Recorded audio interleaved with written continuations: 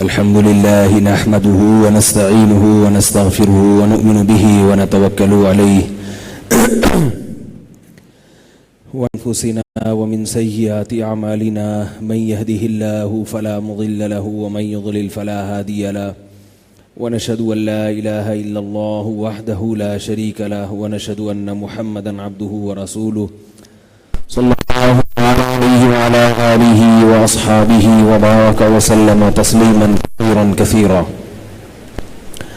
أما بعد فأعوذ بالله من الشيطان الرجيم. بسم الله وهو على كل شيء قدير الذي خلق الموت والحياة ليبلوكم أيكم أحسن عملا وهو العزيز الغفور.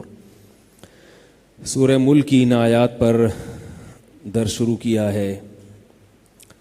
الذی خلق الموت والحیات، اللہ وہ ذات ہے جس نے موت کو اور زندگی کو پیدا کیا. اگر آپ لوگ تھوڑا سا اس طرف آ جائیں گے تو مجھے آپ کی طرف دیکھنے میں آسانی ہوگی. یہ پنکھا ہے، یہاں اس کے نیچے بیٹھ جائیں. جس سے بات ہو رہی ہوتی ہے نا تو آئی کنیکشن یہ بہت ضروری ہے. دیکھیں انہوں نے چشمہ اتار لیا تاکہ آنکھوں کا جو کنیکشن ہے وہ برقرار رہے. نظر بھی آ رہا ہوں میں بغیر چشمے کے. تو اللہ تعالیٰ نے موت اور زندگی کو پیدا کیا.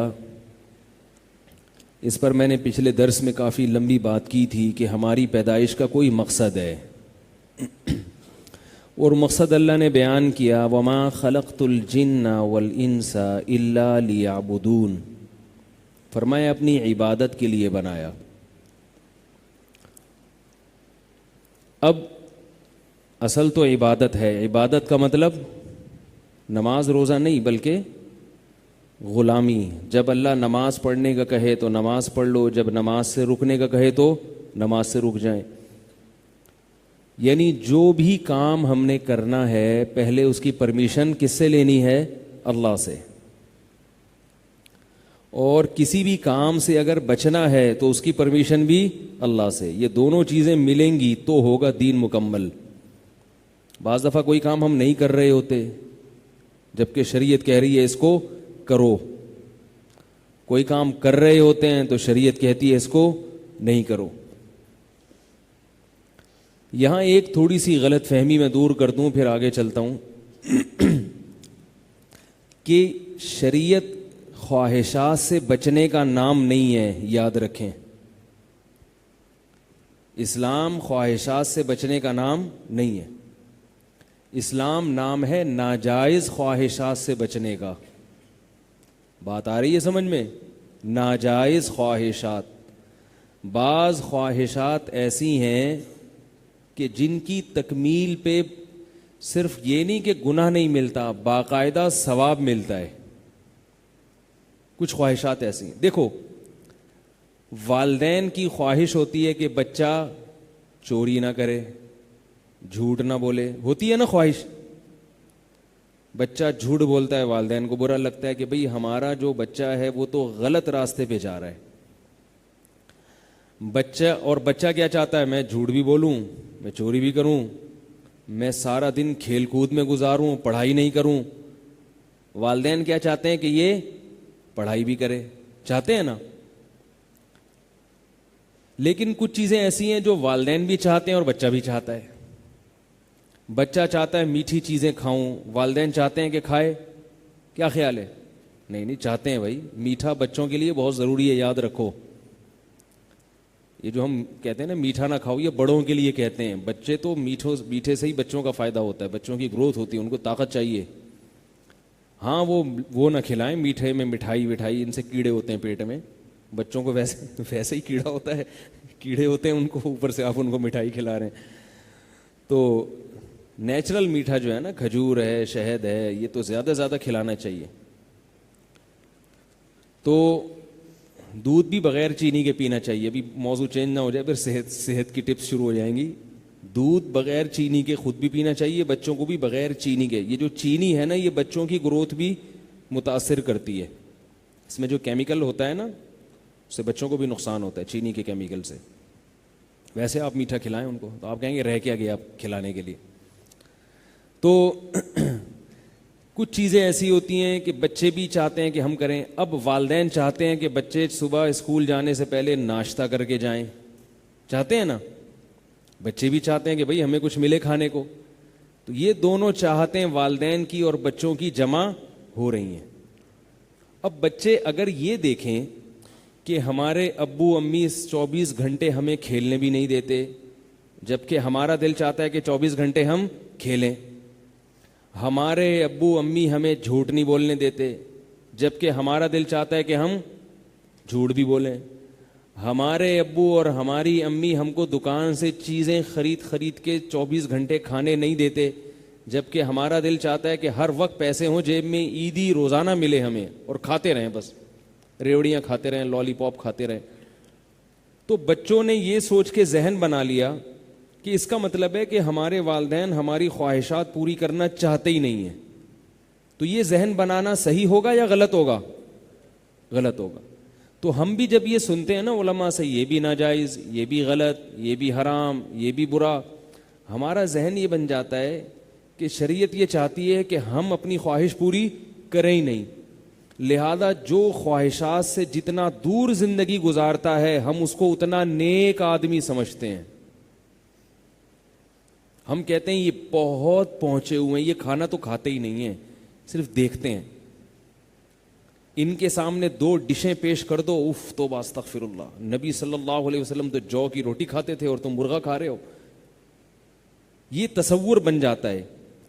پھر اپنے بارے میں انسان احساس کمتری کا بھی شکار ہوتا ہے کہ میں تو دین پہ چل سکتا ہی نہیں, میرا تو دل چاہتا ہے میری بڑی گاڑی ہو, ایئر کنڈیشن گاڑی میں سفر کروں میں, میرے کمرے میں اے سی لگا ہوا ہو, ایئر کنڈیشن روم ہونا چاہیے. یہ تو ہر انسان کی خواہش ہے نا, ہر انسان کی خواہش ہے. تو جب یہ خواہشات ہمارے اندر پیدا ہوتی, میرے پاس پیسہ زیادہ ہو, سب کا دل چاہتا ہے بھائی پیسہ زیادہ ہو, یہ بھی خواہش دل میں پیدا ہوتی ہے, میرے پاس پیسہ زیادہ ہو, پیسہ زیادہ ہوگا سب چیزیں زیادہ ہوں گی, کپڑے بھی زیادہ بھی ہوں گے, اچھے بھی ہوں گے, خود بھی آپ بہت زیادہ ہو جائیں گے تھوڑے دنوں میں, یعنی اتنے پھیل جائیں گے کہ آپ خود بھی دیکھنے میں بہت زیادہ لگیں گے لوگوں کو. ٹھیک ہے, نہیں ہوگا تو آپ تھوڑے سے رہ جائیں گے, مزدوری کر کر کے کھانے پورا نہیں ملے گا, مزدوری تو تھوڑے آہستہ آہستہ, وہ تو آج کل مزدوروں کو الحمدللہ اللہ پیٹ بھر کے کھلاتا ہے تو اس لیے وہ تھوڑے نہیں ہوتے, وہ اور زیادہ طاقتور ہو جاتے ہیں. تو یہ خواہشات ہر شخص کے دل میں پیدا ہوتی ہیں, ہر شخص کے دل میں بہت ساری خواہشات ہیں, میں بڑا بن جاؤں, میں یہ بن جاؤں, میں یہ بن جاؤں. تو جب ہم دین کے بارے میں سنتے ہیں کہ دنیا سے بے رغبتی سکھاتا ہے ہمیں دین, تو پھر ہمارے ذہن میں یہ ہوتا ہے کہ بھائی دین پہ چلنا بہت مشکل. تو پھر ہم یہ کہتے ہیں, کچھ لوگ تو بالکل ہی لبرل ہو جاتے ہیں کہ چھوڑو یار یہ مولویوں کی باتیں. کچھ کیا کرتے ہیں, کمپرومائز کر لیتے ہیں, بھائی تھوڑا تھوڑا چلتے رہو اور تھوڑا سا نہیں بھی چلو, چلتا ہے یار, اتنے ہم نے کوئی ٹائٹ والا مولوی تھوڑی بننا ہے, بس مسلمان کا تھوڑا سا لک آئے. تو بھائی لک تو آ گیا بچپن میں ہی, ٹھیک ہے نا, جب ختنے ہوئی تھی نا اس کے بعد اب مزید کچھ ضرورت نہیں ہے. تو جو ہے وہ تو مسلمان تو کہلائے, آپ اذان دے دی, عقیقہ ہو گیا, اب کیا چاہیے. اور تو تھوڑا تھوڑا ٹچ رہتے ہیں دین سے. وجہ اس کی یہ ہے کہ ہمارے دماغ میں خوف ہے, وہم ہے کہ پورے دین پر آ گئے تو پتہ نہیں کیا ہو جائے گا, پتہ نہیں کیا ہو جائے گا یار, کوئی بہت مشکل نہ ہو جائے چلنا, تو معاشرے کے ساتھ چلنا بہت مشکل ہو جائے گا. تو یہ خوف اپنے دلوں سے نکالیں. خدا کی قسم دین پہ آنے کے بعد معاشرے کے ساتھ چلنا آسان ہے, دین پہ چلے بغیر معاشرے کے ساتھ چلنا بڑا مشکل, کیونکہ معاشرہ پھر آپ کو اپنے ساتھ چلائے گا, اور وہ جس کھائیوں میں جا رہا ہے, جس تباہی کی طرف جا رہا ہے, اس تباہی کی طرف آپ کو بھی گھسیٹے گا. آپ کی دنیا آخرت تو برباد ہوگی, دنیا بھی برباد ہوگی, دنیا بھی برباد ہوگی. تو بہت ساری خواہشات ہیں جن کو شریعت نے کہا کہ بھئی پورا کر لو. کھانے کی خواہش ہے, کہا نا شریعت نے بھئی پوری کر سکتے ہو. ہاں یہ الگ بات ہے کہ زیادہ کھانے کو ہماری شریعت نے پسند نہیں کیا. جائز ہے جتنا مرضی کھائیں, اگر اپنے خرچے پہ کھا رہے ہیں پابندی نہیں ہے, لیکن شریعت نے پسند نہیں کیا کیونکہ زیادہ کھانے سے انسان بیمار ہو جاتا ہے. اور نبی صلی اللہ علیہ وسلم نے فرمایا اللہ کو طاقتور مومن کمزور مومن سے زیادہ محبوب ہے. زیادہ کھائیں گے پھرتی ختم ہو جائے گی جسم میں, اور نیند زیادہ آئے گی, کام کم ہوگا, پڑے ہوئے سوتے رہیں گے. منگو پیر کے چشمے پہ جائیں, وہاں مگرمچھ دیکھیں. لوگوں نے منتیں مانی ہوتی ہیں کہ میرا یہ کام ہو گیا تو مگرمچھ کو اتنے کلو گوشت کھلاؤں گا. اب جس کا کام ہو گیا, وہ بابوں نے کہا ہوا ہوتا ہے ان کو, جاہل لوگوں نے, تو وہ منگو پیر پہ جا کے مگرمچھ کے منہ میں گوشت ڈال رہے ہوتے ہیں. اب بابے نے کہا ہوتا ہے کہ یہ اتنا کھلانا ہے. اب 100 لوگوں نے نظر پوری کر دی ایک دن میں, مگرمچھ کا تو پیٹ بھر گیا نا. تو ہمارے استاذ ایک دفعہ منگو پیر گئے, وہاں جا کے کہنے لگے کہ اللہ جب دیتا ہے نا چھپڑ پھاڑ کے دیتا ہے, تو اس کی مثال دیکھنی ہو تو منگو پیر کے مگرمچھوں کو دیکھ لو. کراچی میں چشمہ ہے نا گرم پانی کا, وہاں مگرمچھ بہت ہیں. تو لوگ کیا کر رہے ہیں, مگرمچھ نے تو کتنوں لوگوں کی منتیں پوری کروائے گا وہ مگرمچھ. تو لوگ اپنی منت کے چکر میں, بابے نے کہا ہوتا ہے کہ بھئی پوری کرو ورنہ یہ ہو جائے گا وہ ہو جائے گا, تو سلاخ سے نا راڈ لے کے مگرمچھ کا منہ کھولا جاتا ہے اور اس میں گوشت رکھ کے ٹھونسا جاتا ہے. وہ کہہ رہا ہے نہیں کھانا بھائی نہیں کھانا, لیکن اور اس کو پیسے دیے جاتے ہیں وہاں جو رکھوالا ہے کہ یار اتنی بوٹیاں اس کو کھلا دے, اس کے پیسے میں تجھے اتنے دوں گا. تو وہ کیا کرتے ہیں, سارا دن جب ان کے منہ میں سلاخوں سے گوشت ٹھونسا جا رہا ہے تو وہ الٹے پڑے رہتے ہیں مزے سے نا سارا دن, اتنے کھا کھا کے. آپ جا کے دیکھیں وہ کسی کو نہیں چھیڑتے, کوئی یوں پڑا ہوا ہے کوئی ادھر پڑا ہوا ہے, بالکل ایسے جیسے بھائی پیڑ بھرا ہوا ہے بھائی کچھ نہ پوچھو بھائی. مگرمچھ سے جا کے پوچھو نا, چھیڑو نہیں بھائی مجھے, سونے دو آرام سے. تو سارا دن کیا کرتے ہیں وہ, حتیٰ کہ ان میں جو شکار کی صلاحیت ہے وہ بھی ختم ہو گئی ہے. ورنہ مگرمچھ کی ڈاکومنٹریز دیکھیں کیسا ایکٹیو ہوتا ہے, وہ ایسے بھاگتا ہے اور ذرا سا کوئی شکار نظر آئے ایک دم جھپٹتا ہے اس کے اوپر. تو اب بتاؤ شریعت میں ایسا آدمی شریعت کو پسند ہے کھائے اور پڑا رہے. پہلے اس کروٹ پہ سو رہا ہے, اب کروٹ بدل کے اس پہ, جہاں بیٹھا ہوا ہے پڑا ہوا ہے, موٹا ہوتا جا رہا ہے, چربی بڑھتی جا رہی ہے. آپ کسی ڈاکٹر سے پوچھ لیں کہ ہم جتنا کھاتے ہیں ہمیں اتنی کیلوریز کی ضرورت نہیں ہوتی. اس پر تو ایک الگ میرے بیان ہو بھی چکے ہیں, کبھی موقع ملا تاکہ میرا موضوع چینج نہ ہو. تو میں یہ عرض کر رہا ہوں کہ زیادہ کھانے کو شریعت نے پسند کیوں نہیں کیا, اس کی وجہ سمجھ میں آئی ہے, ہمارے ہی فائدے کے لیے. جیسے کوئی شوگر کا مریض ہو تو ڈاکٹر کہے گا کہ مٹھائی نہیں کھاؤ. اس کا یہ مطلب نہیں ہے کہ ڈاکٹر کو آپ کھاتے ہوئے اچھے نہیں لگتے, ڈاکٹر چاہتا ہے کہ یہ کھائیں نہیں. بھائی ڈاکٹر کو پتا ہے کہ تم مٹھائی افورڈ نہیں کر سکتے, برداشت نہیں کر سکتے. افورڈ تو کر سکتے ہو, پیسے تو ہیں, مگر برداشت نہیں کر سکتے. تو ایسے ہی اللہ نے ہماری جتنی خوراک رکھی ہے نا, وہ 2-4 روٹیوں سے بھی بہت اچھی طرح, 2 روٹیوں سے بھی بہت اچھی طرح پوری ہو جاتی ہیں. ہم ٹھوستے رہتے ہیں. تو میں یہ عرض کر رہا تھا کہ بہت ساری جائز خواہشات ہیں جن کو شریعت نے کیا رکھا ہے, جائز رکھا ہے. حرام خواہشات پہ پابندی. اور جائز خواہشات کیا ہیں, نکاح بھی ایک جائز خواہش ہے, تو میں بتاتا ہی رہتا ہوں بیان میں. زوجہ کے پاس جانا, اپنی خواہش پوری کرنا, یہ جائز ہے. اور اس پر نبی صلی اللہ علیہ وسلم نے فرمایا ثواب ملتا ہے. صحابہ نے عرض کیا یا رسول اللہ, اپنی زوجہ سے خواہش پوری کرنے میں تو ہماری اپنی خواہش پوری ہوتی ہے, اس میں ثواب کیوں ملتا ہے؟ آپ نے فرمایا تم میں سے کوئی شخص اپنے آپ کو حرام سے بچا لیتا ہے تو یہ حرام سے بچانا کیا ہے, ثواب ہے.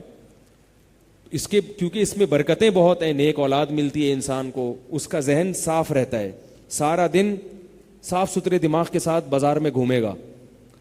تو اس لیے, اور محبت بڑھے گی دونوں میں, اس لیے اس پہ کیا رکھا شریعت نے, ثواب رکھا. بلکہ ہمارے شریعت نے تو اور ترغیب دے دی جو میں بیان میں بتاتا رہتا ہوں. تو یہ جائز چیز ہے نا. اور شریعت نے کیا رکھا, رشتہ داروں سے محبت. دل بھی چاہتا ہے انسان کا جو اپنے خونی رشتے ہیں ان سے انسان کو محبت ہو, بشرطے کہ اس کا دل سلامت ہو. اگر آپ کا دل سلامت ہے تو آپ کو بھائیوں اور بہنوں سے محبت ہوگی, والدین سے محبت ہوگی, اگر دل سلامت ہے آپ کا. دیکھو انسان گدھا پالتا ہے نا, گدھا, تھوڑے دنوں میں اس انسان کو گدھے سے محبت ہو جاتی ہے, بشرطے کہ یہ پالنے والا خود انسان ہو, گدھا نہ ہو. یہ خود بھی اگر گدھا ہے تو پھر نہیں ہوگی. یہ انسان کی فطرت ہے.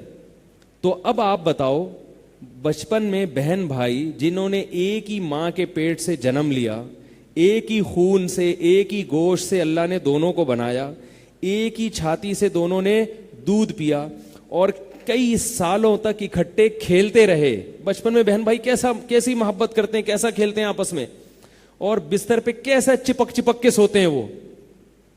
بہن بھائیوں کو ایک جگہ, بھائیوں ہو یا بہنیں ہو, چھوٹے چھوٹے بچے جو ہوتے ہیں, ایک ہی بستر پہ سب کو ڈال دو, وہ کلا بازیاں ایک دوسرے پہ کھاتے کھاتے سو جائیں گے.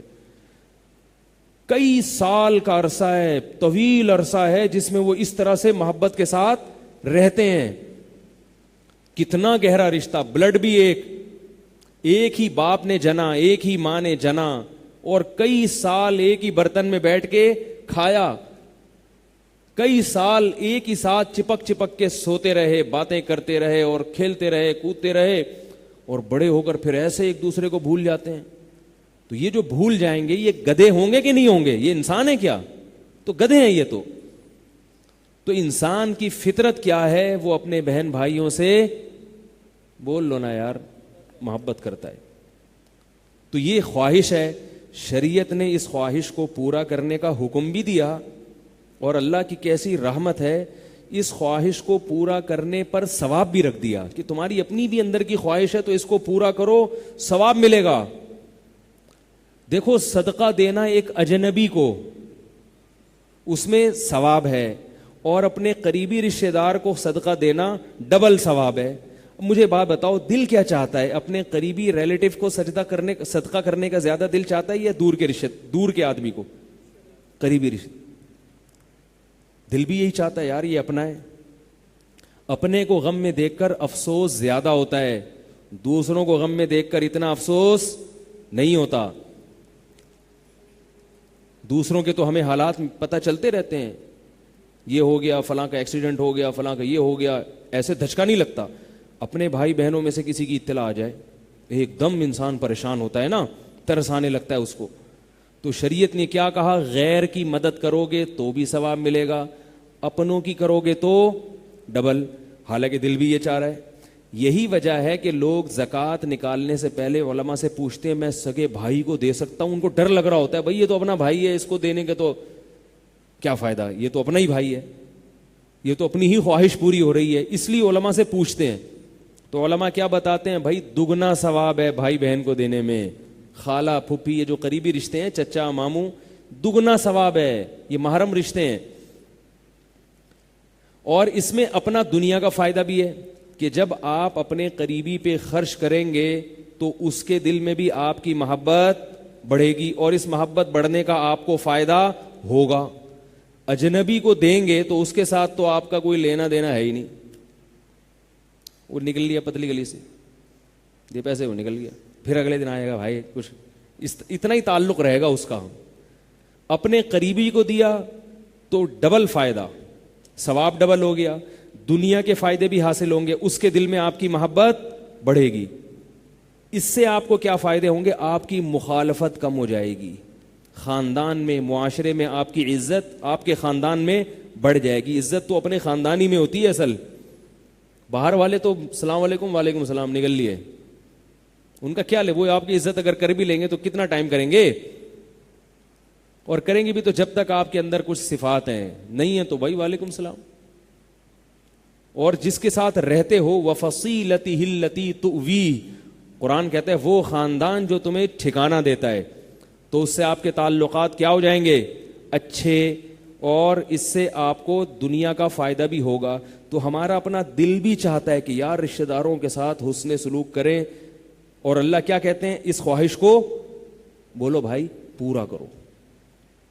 تو اللہ کتنے اچھے ہو گئے, کیا خیال ہے بھائی؟ شریعت کتنی زبردست ہے. ہمارا دل بھی چاہ رہا ہے, اللہ کہہ رہی اس دل کی خواہش کو پورا کرو, اس پہ ثواب ملے گا. بیوی بچوں کو کھلانے کا دل کرتا ہے, ایسے یوں یوں یوں کر رہے ہیں, کوئی کہہ رہے یوں, ایسے کنفیوز کر رہے ہیں, نہ یوں کر رہے ہیں نہ یوں کر رہے ہیں بھائی. دل چاہتا ہے کھلانے کا, ہر ایک کا دل چاہتا ہے یار. آپ کسی دوسرے پہ بچوں پہ صدقہ کرو, 100 روپے کرو گے نا تو 100 روپے بھی آدمی سوچتا ہے آج میں نے کسی کو 100 روپے کھلائیں. اپنے بچوں کے لیے روزانہ کتنی لوگ چیزیں لے کر آتے ہیں, پارکوں میں گھماتے ہیں اور ان کو کھلاتے ہیں, فروٹ لا کے دیتے ہیں. دل بھی چاہتا ہے کہ اپنے بچوں پہ زیادہ خرچ ہو, تبھی غیر مسلم بھی کر دیتے ہیں اپنے بچوں, ہندو بھی کرتے ہیں, حالانکہ ان کا تو آخرت پر ایمان نہیں ہے, لیکن اپنی اولاد ہے تو دل چاہتا ہے خرچ کرو. لیکن اللہ نے بھی ہمیں کیا کہا کہ جب خرچ کرو تو سب سے پہلے کون ہے؟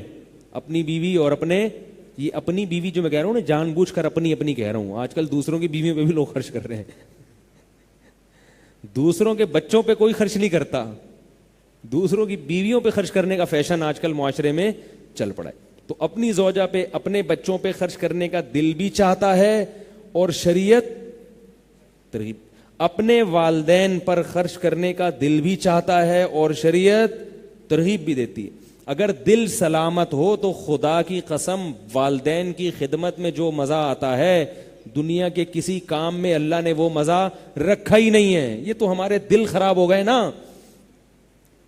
بوڑھی ماں آپ کے گھر کے علاوہ کسی اور کے گھر میں رہ لے دوسرے بھائی کی, کیسے برداشت ہوتا ہے بھائی؟ ماں ہے بھائی, ہمارے گھر میں رہے گی وہ. میں نے بتایا تھا نا سعودی عرب میں جھگڑا ہو گیا تھا اس پہ. ماں بوڑھی ہو گئی, ایک بیٹا ادھر رہتا ہے, ایک دوسرا بیٹا ادھر رہتا ہے. ایک بیٹا کہہ رہا ہے بوڑھی ماں میرے ساتھ رہے گی, دوسرا بیٹا کہہ رہا ہے بوڑھی ماں. بھائی گھر میں اگر بوڑھا باپ نہ ہونا اور بوڑھی ماں نہ ہو, وہ گھر کم ہے ہوٹل زیادہ ہے. گھر بنتا کس سے ہے؟ ماں باپ سے. اگر گھر میں والدین نہیں ہیں تو وہ گھر نہیں ہے. والدین وہ ذات ہوتے ہیں جو بھائی بہنوں کو جمع کر دیتے ہیں ایک جگہ. اگر والدین نہ ہوں تو بھائی بہنوں کا بھی رشتہ آہستہ آہستہ کمزور ہونا شروع ہو جاتا ہے. تو اس لیے اللہ نے جن لوگوں کو والدین کی نعمت سے نوازا ہے نا, تو اس نعمت کی قدر کرو, اس نعمت کی قدر کرو. نبی صلی اللہ علیہ وسلم نے ارشاد فرمایا کہ اس شخص پر اللہ کی لعنت ہے جس کو بوڑھے والدین میں سے دونوں یا کوئی ایک ملا اور اس نے ان والدین کی خدمت کر کے جنت اپنے اوپر واجب نہ کر لی. اتنا بہترین آپشن اللہ نے جنت کمانے کا دیا تھا اور اس نے یہ آپشن ضائع کر دیا. کسی بزرگ کی خدمت میں وہ اللہ نے ثواب نہیں رکھا جو ثواب اللہ تعالیٰ نے والدین کی خدمت میں رکھا ہے. میرے نانا انتقال ہو گیا, اللہ ان کی مغفرت فرمائے, حضرت مولانا عبد الرحیم رائے پوری رحمہ اللہ تعالیٰ, جو ہندوستان کے بہت بڑے بزرگ گزرے ہیں, ان کی خدمت میں گئے اور عرض کیا کہ حضرت آپ کے پاس آیا ہوں آپ سے دعا کروانے کے لیے. کیوں آیا ہوں؟ دعا کروانے کے لیے. تو میں نے اپنے نانا سے خود سنا, فرمایا کہ مولانا عبد الرحیم رائے پوری رحمہ اللہ تعالی نے فرمایا کہ تمہارے والدین زندہ ہیں؟ فرمایا ہاں. فرمایا پھر میرے پاس آنے کی کیا ضرورت ہے؟ سمجھ میں آ رہی ہے بات؟ پھر میرے پاس آنے کی کیا ضرورت ہے؟ ان کی خدمت کر کے ان سے دعا لو.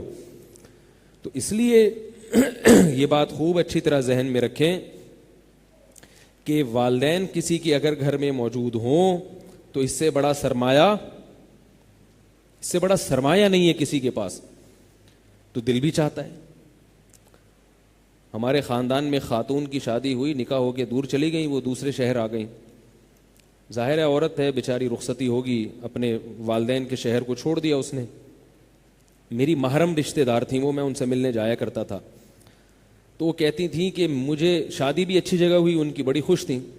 وہ کہتی تھیں مجھے صرف ایک تمنا ہے کہ کاش میری بوڑھی ماں اور باپ میرے ساتھ رہیں. عورت ہے, شوہر کے گھر میں عورت خوش ہوتی ہے نا زیادہ. کہہ رہی ہے میں تو نہیں جا سکتی, میرے نکاح ہو گیا, ایک اللہ تعالیٰ کا نظام ہے, لیکن کاش میرے والدین, یعنی یہ سہولت اللہ نے بیٹوں کو دی ہے, بیٹیوں کو نہیں دی. اس پہ افسوس کرتی تھی وہ, کاش میرے والدین میرے ساتھ رہیں اور میں ان کی خدمت کروں. میں ان کی خدمت کروں. تو اس لیے اگر دل زندہ ہو اور دل سلامت ہو تو انسان کی خواہش کیا ہوتی ہے؟ بولو نا بھائی. اور عجیب اللہ نے والدین کا رشتہ ایسا بنایا ہے جتنے زیادہ بوڑھے ہوں گے اتنے ہی اچھے لگتے ہیں. عجیب بات. جتنا زیادہ بڑھاپا آئے گا نا والدین میں اتنے ہی زیادہ اچھے لگیں گے, اتنا ہی پیار آنا شروع ہو جاتا ہے. تو میں وہ سعودی عرب کا واقعہ سنا رہا تھا کہ 2 عربوں نے نا والدین کا مسئلہ کیا ہوا کہ وہ ایک کہہ رہے کہ بیٹا کہہ رہے میرے گھر رہے اور دوسرا کہہ رہا ہے میرے گھر رہے. اور ایک بات یاد رکھو, بات سے بات نکلتی ہے, یہ جو آج کل کی نئی جنریشن ہے نا لڑکیوں کی, بیان خواتین بھی سنتی ہیں اور پھر بہت طنز کرتی ہیں کہ یہ ہمارے خلاف. جو بات ہے وہ تو کروں گا نا, ساس بھی تو خاتون ہی ہے نا جس کی حمایت میں بات کر رہا ہوں میں. آج کل انہوں نے ساس سسر کی خدمت سے بالکل ہاتھ کھینچ لیا ہے, بالکل ہاتھ کھینچ. یہ بہت غلط ہے. یہ جو مسئلہ بیان کیا جاتا ہے کہ بہو پر ساس سسر کی خدمت واجب نہیں ہے, یہ مسئلہ اس طرح نہیں ہے. واجب نہیں ہونے کا مطلب یہ ہے کہ نکاح کا جو ایگریمنٹ ہے, معاہدہ ہے, وہ ایگریمنٹ میں یہ چیز نہیں ہوتی کہ ساس سسر کی خدمت بھی کرے گی. یعنی عورت پر لازم ہے کہ وہ شوہر کی خواہش کو پورا کرے, اس کے گھر سے باہر نہ نکلے, اس کو اولاد دے, یہ نکاح کا ایگریمنٹ ہے. باقی اخلاقیات بھی تو کوئی چیز ہوتی ہے نا. آپ بس میں سفر کر رہے ہوں, کوئی بوڑھا آدمی بیچارہ ہانپتا کانپتا ہوا کھڑا ہوا ہو اور آپ کو پتا ہے کہ 1-8 گھنٹے کا راستہ ہے, آپ اس کے لیے سیٹ چھوڑو گے کہ نہیں چھوڑو گے؟ یا آپ بولو گے کہ سیٹ کے پیسے چونکہ 50 روپے 20 روپے میں نے دیے ہیں, چلو لمبا سفر ہے, پنڈی جا رہے ہیں آپ, اس میں تو آپ کنڈکٹر سے بولیں گے بھائی تو نے جب سیٹ نہیں تھی تو بوڑھے کو چڑھایا کیوں تو نے, اور ہم کیا پنڈی تک کھڑے ہو کر جائیں؟ وہاں تو بات سمجھ میں آتی ہے. آدھے گھنٹے کا سفر ہے, 15 منٹ کا سفر ہے, آپ نے 20 روپے دے دیے, بیٹھ گئے آپ. اب ایک بیچارہ ہانپتا کانپتا ہوا بوڑھا کھڑا ہوا ہے, تو آپ کے لیے سیٹ دینا واجب نہیں ہے اس کو, کیونکہ سیٹ کے پیسے کس نے دیے؟ آپ نے دیے, پہلے آپ آئے ہو. لیکن اخلاقیات کیا اس کو گوارا کر, کوئی وہاں کوئی باشعور بندہ بیٹھا ہوگا, اس عمل کے بعد آپ سے محبت کرے گا وہ؟ ہے بھائی, یہ تقریر سن کے وہ خوش مطمئن ہو جائے گا کہ بھائی پیسے میں نے دیے, میرا حق ہے. ٹھیک ہے, پیسے آپ نے دیے, آپ کا حق ہے, لیکن ایسے موقع پہ ذرہ برابر بھی انسانیت ہو تو انسان اس بوڑھے کے لیے جگہ چھوڑ دیتا ہے. چھوڑتا ہے کہ نہیں چھوڑتا؟ تو یاد رکھو, جب رشتہ قائم ہو گیا میاں بیوی کا, تو عورت کے لیے شوہر جیسے قابل احترام ہے, اس کا باپ اور اس کی ماں بھی قابل احترام ہے. ان کا خیال کرنا عورت کی اخلاقی ذمہ داری ہے. اگر ان سے وہ تمیز سے بات نہیں کرتی, ان کی خدمت جو ضروری خدمت ہے وہ نہیں کرتی, تو وہ یہ نہیں کہہ سکتی کہ مجھ پہ واجب نہیں ہے. ایسے تو پھر شوہر بھی بہت ساری چیزیں, شوہر یہ جو آج کل اتنا خرچہ مرد اپنی بیویوں کو دے رہے ہیں, یہ مردوں پہ واجب تھوڑی ہے. میرے پاس خواتین کے فون آتے ہیں نا, نان نفقہ نہیں دیتے ہمارے میاں. میں کہتا ہوں صبح ناشتہ ملتا ہے, ہاں ملتا ہے. دوپہر کھانا ملتا ہے, ہاں ملتا ہے. رات کھانا ملتا ہے, ہاں ملتا ہے. سال میں 4 جوڑے بنتے ہیں, ہاں وہ تو بن ہی جاتے ہیں. تو اور کیا چاہیے؟ کہہ رہے نہیں, وہ جو نان نفقہ ہے, جو نان نفقہ ہے وہ تو مل نہیں رہا. تو میں نے کہا یہ کیا ہے؟ میں نے کہا گھر کی سہولت میسر ہے. ہاں بھی گھر تو دیا ہوا ہے میاں نے, نان نفقہ نہیں مل رہا. تو بھائی نان نفقہ وہ ایسا ہی ہو گیا. ہمارے پنجاب سے ایک رشتہ دار آئے, اب تو بریانی کی ڈش بہت مشہور ہو گئی ہے دنیا میں. پہلے پنجاب والوں کو بریانی کا نہیں پتا ہوتا تھا. جب ہم چھوٹے بچے تھے تو ہمارے جو پنجاب سے رشتہ دار آتے تھے ان کو نہیں پتا تھا بریانی کیا ہوتی ہے. تو ہمارے ایک میرے ماموں لگتے تھے رشتے میں, وہ آئے پنجاب سے, کراچی آئے. انہوں نے کہا یار میں بریانی کھاؤں گا, بہت تعریف سنی ہے کراچی والے. اور یاد رکھو بریانی ابھی بھی صرف کراچی میں ہی ملتی ہے. پنجاب میں بریانی بنا تو دی مگر انہوں نے, لیکن کاش نہ بناتے تو اچھا تھا. ابھی بھی بریانی صرف نقل کی کوشش کی ہے ان لوگوں نے, مگر وہ بریانی نہیں بنی. نہ پلاؤ کے رہے نہ بریانی کے رہے. سعودیہ میں بھی بریانی ملتی ہے, مگر وہ بھی بریانی کے نام پہ بدترین مذاق ہوتا ہے, وہ بریانی نہیں ہوتی وہ. تو بریانی ابھی بھی کراچی میں ہی ہے. ہاں پنجاب میں اور چیزیں ملتی ہیں جو کراچی میں نہیں ملتی, لیکن بریانی بہرحال نہاری اور بریانی یہ دونوں چیزیں کہاں ملتی ہیں؟ صرف کراچی میں ملتی ہیں. تو اس لیے جب پنجاب جاؤ تو یہیں سے شاپر میں بریانی ڈال کے لے جایا کرو, ورنہ بریانی کے نام پہ پھر آدمی منہ بھی نہیں بنا سکتا. وہاں میزبان اتنی ہے, تمام سے بریانی بنا کے لاتا ہے اور بریانی تعریف کرنی پڑتی ہے مجبوراً. تو اس لیے وہ آئے یہاں پہ اور کہنے لگے کہ بھائی میں نے بریانی کی بڑی تعریف سنی ہے, بریانی کھاؤں گا. ان کو یہ بھی نہیں پتا تھے چاول ہوتے ہیں یہ. تو ہمارے پڑوسی تھے, ان کو لے گئے, ان کو بریانی کھلا دی. ان کو نہیں پتا تھا کہ یہ میں بریانی کھا چکا ہوں. انہوں نے کہا کوئی عجیب سی چیز ہوگی, بہت ہی یونیک قسم کی ڈش ہوگی. تو گھومتے رہے, پھر بعد میں کہنے لگے یار بریانی تو کھلاؤ آپ. تو انہوں نے کہا یہ میں نے کیا کھلایا ابھی آپ؟ یہ بریانی ہے, اس کو بریانی بولتے ہیں. تو اتنی تعریف سنی تھی, یہ تو چاول ہیں عام, تھوڑا سا مسالہ. وہ بھائی یہی ہے بریانی, آپ کو عادت نہیں پڑی ہوئی اس لیے آپ کو اتنی اچھی نہیں لگ رہی. خیر, وہ میں کیا بات کر رہا تھا. ہاں, تو اسی طرح خواتین کہتی ہیں یہ نان نفقہ ہے, صبح ناشتہ بھی کرا دیا اور یہ بھی. تو اور کیا نان نفقہ ہے بھائی؟ ان کا نان نفقہ یہ ہے کہ ہر تقریب پہ نیا جوڑا, جب بھی کسی کی شادی ہوگی نئے کپڑے بنیں گے. پھر میکڈونلڈ, صحیح ہے نا, پھر 2 دریا پہ جانا ہے ہر ہفتے, یہ ساری چیزیں ملا ملو کے. پھر میرے سالہ آ رہا ہے, اس کی دعوت, پھر ساس آ رہی ہیں, پھر اس کی دعوت, پھر فلانا آ رہا ہے. پھر وہ ایک بیچارے پر نا ایک اس کو نان نفقہ کہتے ہیں. باقی یہ کوئی نان نفقہ تھوڑی ہے, یہ تو ویسے ہی کھانا ہے بھائی, یہ تو ضرورت ہے. تو بھائی وہ بھی تو اضافی خرچ کر رہا ہے, تو آپ کی بھی ذمہ داری ہے کہ آپ بھی اخلاقیات کے معیار پہ پورا اتریں. باقی یہ بڑا گمبھیر مسئلہ ہے کہ میں یک طرفہ بات نہیں کرتا. بعض دفعہ ساس اپنے ساس ہونے کا بھی ناجائز فائدہ اٹھاتی ہیں, وہ ہر وقت ذہنی طور پہ ٹارچر کرتی رہتی ہیں, یہ بھی ہوتا ہے. سسر اتنا نہیں تنگ کرتے, ساسیں زیادہ تنگ کرتی ہیں, وہ ٹارچر ذہنی طور پر. وہ اپنی بیٹی نہیں سمجھ رہی اس کو, اس لیے علماء آج کل کہتے ہیں کہ بھائی بیوی کو الگ گھر پہلے لے کے دو اور شادی بعد میں کرو. حضرت مولانا اشرف علی تھانوی رحمہ اللہ نے اس پہ بہت تاکید کی ہے کہ بھائی پہلے الگ گھر کا انتظام کرو پھر شادی کرو. ہاں جس کے پاس گنجائش نہیں ہے تو ایک الگ بات ہے, لیکن ہر گھر میں ایسا نہیں ہوتا. بہت ساری جوائنٹ فیملیاں میں جانتا ہوں بہت تمیز کے ساتھ رہ رہے ہیں, کیونکہ جوائنٹ فیملی میں رہنے میں جو برکتیں ہیں وہ الگ الگ رہنے میں نہیں ہیں. لیکن اس کے لیے پھر دل بھی تھوڑے سے بڑے ہونے چاہیے. تو والدین کے معاملے میں بات عرض کر رہا تھا کہ شریعت نے اتنا بڑا حق بیان کیا ہے والدین کا. آپ صلی اللہ علیہ وسلم نے ارشاد فرمایا کہ والدین اگر بیوی کو طلاق کا حکم دیں تو والدین کے کہنے پر بیوی کو طلاق دے دو. یہ حدیث ہے.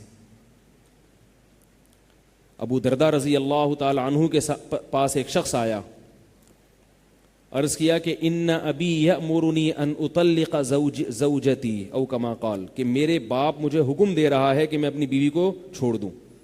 حضرت ابو درداء نے کیا فرمایا؟ فرمایا سمعت النبی صلی اللہ علیہ وسلم, میں نے محمد صلی اللہ علیہ وسلم کو یہ کہتے ہوئے سنا, رضا الرب فی رضا الوالد وسخط الرب فی سخط الوالد, خدا کو رب کو خوش کرنا ہے تو باپ کو خوش رکھو, رب کو ناراض کرنا ہے تو باپ کو ناراض کرو. کیا مطلب؟ باپ اگر کہہ رہا ہے تو اس کو چھوڑ دو. حضرت عمر رضی اللہ تعالی عنہ نے اپنے بیٹے کو کہا کہ بیوی کو طلاق دے دو. انہوں نے نبی سے پوچھا, آپ صلی اللہ علیہ وسلم نے فرمایا باپ کی اطاعت کرو. تو جو باپ کا حکم ہے ماں کا بھی وہی ہے. البتہ اس میں آج کل علماء کہتے ہیں کہ جلد بازی سے کام نہ لے, پہلے پوری بات علماء کے سامنے رکھ دے, کیونکہ بعض دفعہ باپ اور ماں کی طرف سے زیادتی بھی ہوتی ہے. امام اس سے پتہ چلتا ہے کہ حدیث جو ہے نا, حدیث سمجھنا یہ مجتہدین کا کام ہے, ہر آدمی کا کام نہیں ہے. یہ جو لوگ کہتے ہیں نا ہر مسئلہ خود حدیث سے نکالو, غلط ہے, نہیں نکال سکتے آپ, اجازت نہیں ہے آپ کو. فقہی مسائل آپ خود حدیث سے نہیں نکال سکتے, اس کی قطعاً اجازت نہیں ہے. حالانکہ حدیث میں نہیں ہے کہ باپ اگر غلط ہے یا صحیح ہے, حدیث میں تو مطلق ہے, باپ حکم دے تو چھوڑ دو بیوی کو. لیکن ہم جب مجتہدین سے پوچھتے ہیں تو امام احمد ابن حنبل کے پاس ایک شخص آیا, اس نے کہا کہ میرا باپ کہہ رہا ہے کہ میں اپنی بیوی کو طلاق دے دوں, کیا میں دے دوں؟ امام احمد نے فرمایا نہیں. اس نے فوراً حدیث سنائی, نبی نے تو حضرت عمر کے بیٹے کو کہا تھا کہ باپ کی اطاعت کرو. تو امام احمد نے بڑا پیارا جواب دیا, فرمایا حل ابو کا مثل عمر, کہ تمہارا باپ بھی عمر جیسا ہے؟ ہے بھائی. نبی نے جو کہا تھا وہ عمر کے بیٹے کو کہا تھا. نبی کو یقین تھا کہ عمر اپنے بیٹے کو اگر کہہ رہے ہیں کہ بیوی چھوڑ دو تو غلط نہیں کہہ رہے. اسی طرح ابراہیم علیہ السلام نے اپنے بیٹے کو حکم دیا تھا کہ بیوی کو طلاق دے دو. ظاہر ہے ابراہیم علیہ السلام غلط حکم نہیں دے سکتے, لیکن ہمارے اور آپ کے جو ابا ہیں بہت اچھے ہیں, ہم ان کے پاؤں میں پڑے رہیں, مگر کوئی بھروسہ نہیں ہے کس وقت کیا کہہ دیں, کوئی گارنٹی نہیں ہے. اس لیے اگر وہ کسی کو کچھ کہہ دیں تو پہلے علماء کے سامنے بات رکھو کہ حضرت ایسا نہ ہو کہ وہ بے قصور ہو اور خام خامے اس کو آپ جو ہے نا چھوڑ دیں. ہاں کوئی معقول ریزن ہے, وہ ستا رہی ہے باپ کو اور ماں کو, ان میں ایک چیز بہت اہم ہے کہ عورت پر اتنا کم از کم کر لے کہ شوہر کے والدین سے بات تمیز سے کرے.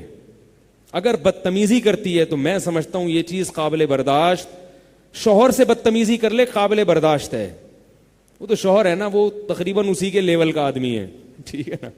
اللہ نے ایک مقام اوپر تو رکھا, مگر بہرحال وہ اس کا شریک حیات ہے. دونوں کے لیول تو تقریباً ایک ہی ہے نا دونوں کا. وہ تو ایک اللہ نے ذمہ دار بنا دیا, بھائی گھر میں اس کی چلے گی. لیکن جو اس کے والدین ہیں وہ قابل عزت ہے. تو یہ چیزیں جو ہے نا بہت ضروری ہیں. تو والدین کی میں بات کر رہا تھا کہ ہمارا دل چاہتا ہے. اچھا, اس سے ایک چھوٹا سا مسئلہ یہ بھی بتا دوں کہ دیکھو نبی صلی اللہ علیہ وسلم نے حضرت عمر کو حکم دیا کہ اپنے بیٹے کو حکم دیا بیوی کو طلاق دو. حضرت ابو بکر نے بھی حکم دیا تھا اپنے بیٹے کو کہ اپنی بیوی کو طلاق دو. اسی طرح ابراہیم علیہ السلام نے حکم دیا اپنے بیٹے کو کہ اپنی بیوی کو طلاق دو. اس سے کیا پتہ, ابو دردہ کے پاس ایک شخص آیا, ابو دردہ رضی اللہ عنہ نے فتویٰ دیا کہ زوجہ کو, حضرت ابو دردہ کا مقام فقہا صحابہ میں فقہا میں ہوتا ہے. اس سے اتنی بات تو پتہ چلتی ہے کہ اسلام میں طلاق اتنی معیوب ہے نہیں جتنی ہمارے معاشرے نے بنا دی ہے. اتنی معیوب نہیں ہے اسلام میں, بری چیز ہے. خود نبی نے فرمایا ان ابغض الحلال الی اللہ طلاق, حلال چیزوں میں سب سے ناپسند اللہ کو کیا لگتی ہے, طلاق. مگر ساتھ ساتھ ہے ناپسندیدگی میں اشارہ کر دیا کہ بلا وجہ یہ کام کرنے کا نہیں ہے. بعض لوگوں کو عورتیں بدلنے کا شوق ہوتا ہے. ایک صاحب تھے, انہوں نے ایک بیوی رکھی, پھر طلاق دی, پھر دوسری شادی کی, سمجھ میں نہیں آیا, اس کو چھوڑ دیا, تیسری شادی کی, پیسے والے تھے, رشتے مل رہے تھے دھڑا دھڑ, سمجھ میں آیا, پھر چھوڑ دیا. اس چیز کو ناپسند کیا شریعت نے. بعض صحابہ سے یہ ثابت ہے, مگر ان میں کیا حکمت ہے, کیا مسئلہ تھی, وہ ایک الگ موضوع ہے. جمہور صحابہ کا یہ موقف نہیں تھا. خود نبی کا صلی اللہ علیہ وسلم کی اپنی سنت یہ نہیں تھی. تو آپ صلی اللہ علیہ وسلم کی اپنی زوجہ سے بعض دفعہ کچھ جھگڑے بھی ہوئے ہیں, جیسے میاں بیوی میں ہوتے ہیں. آپ روٹ کے چلے گئے, 1 مہینے بعد آئے, لیکن آپ نے طلاق نہیں دی. لیکن اتنی معیوب نہیں ہے جتنی ہمارے معاشرے نے بنا لی ہے. یہ غلط ہے, کیونکہ اللہ نے, ہم دیکھو شریعت کو فالو کریں گے تو ہر چیز میں.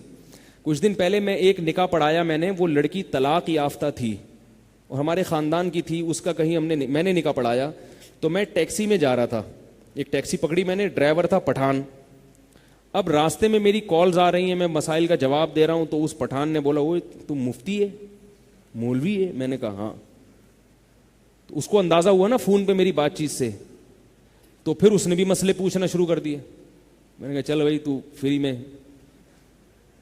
تو اب جب میں وہاں گیا, میں نکاح پڑھا کے اسی ٹیکسی میں واپس آیا, ہمارے رشتے دار خاتون تھی وہ, تو کہنے لگا کیا کون تھی, یہ کیا تھا. میں نے کہا طلاق یافتہ لڑکی تھی. تو کہتے ہیں اوئی خواہ تمہارا جو مہاجروں میں یہ جو طلاق کا رواج ہے بہت اچھا رواج ہے. میں نے کہا یہ کیا کر رہا ہے بھائی, ورنہ تو کہتا ہے کہ تمہارے مہاجروں میں جو طلاق کا رواج ہے یہ بہت گندا رواج ہے. یہ کہنا چاہیے تھا نا, لیکن وہ کیا کہہ رہا ہے, یار یہ تم لوگ کے یہاں بہت اچھا رواج ہے. یعنی اس لڑکی کو طلاق ہوئی ہے پھر دوبارہ شادی. میں نے کہا کیوں, کہہ رہے یار ہمارا بیوی سے ہمارا شادی ہوا, ہمارا پورا زندگی خدا قسم برباد ہو گیا. ٹھیک ہے, نہ ہم کو وہ پسند آتا ہے نہ اس کو ہم پسند آتا ہے, سارا زندگی ہمارا برباد ہو گیا یار. تو میں نے کہا پھر دوسری کر لیتے. کہہ رہا دوسری شادی بھی نہیں کرنے دیتا یار ہمارا. میں نے کہا اس کو چھوڑ دیتے. کہہ رہا وہی تو بولتا ہے اس کو نہیں چھوڑ سکتی ہم, اس کو ہم نہیں چھوڑ سکتی. کہہ رہے ہمارا خاندان میں پٹھانوں میں طلاق نہیں ہے. تو وہ مجھے اس کا اسٹائل بڑا اچھا لگ رہا تھا. تو بات اس نے یہاں سے شروع کی, تمہارا مہاجروں میں یہ بہت اچھا رواج ہے. مجھے بڑا تو بھگتا ہوا تھا نا, وہ بھگتا ہوا تھا. اب بھائی چلو استخارے بھی نکال لیے, سب کچھ ہو گیا, پھر بھی میچنگ نہیں ہو رہی. نہیں سمجھ میں آ رہا, سر پھٹولنے سے بہتر نہیں ہے کہ محبت سے علیحدگی اختیار کر لو, بھائی تم کہیں اور کر لو, تم کہیں اور کر لو. نہیں جی ہو گئی تو رشتے آسمانوں پہ بنتے ہیں, ایلفی سے جڑتے ہیں, اور جناب اب وہ الگ ہی نہیں ہو سکتے, وہ سر مار رہے ہیں.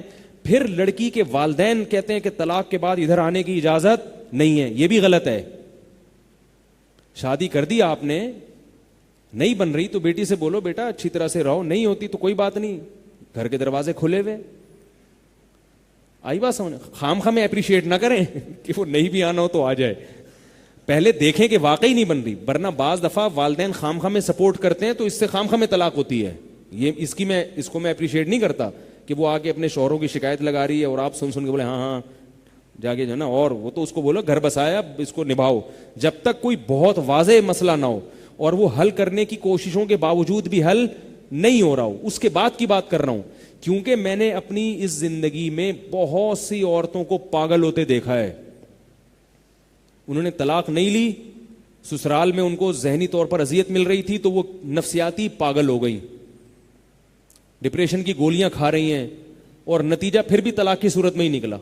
اور بعض دفعہ میاں پاگل ہو گیا, یہ بھی ہوتا ہے. وہ طلاق کیونکہ خاندان معاشرہ برا سمجھتا ہے کہ تم تو 2 نمبر آدمی ہو, تم نے طلاق دے دی بیوی کو, تو نتیجہ کیا نکلتا ہے, وہ نہیں دیتا اپنی عزت بچانے کے لیے کہ معاشرے میں رشتہ داروں میں بدنام نہ ہو جاؤں.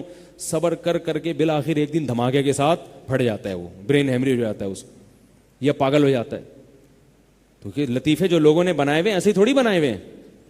وہ ایک آدمی گیا نا, ایک خاتون گئی اپنے شوہر کو لے کے ڈاکٹر کے پاس, کہنے لگی کہ ڈاکٹر نے, یہ جو ذہنی مریض ہیں, ڈاکٹر نے اندازہ لگا لیا کیوں ہیں یہ.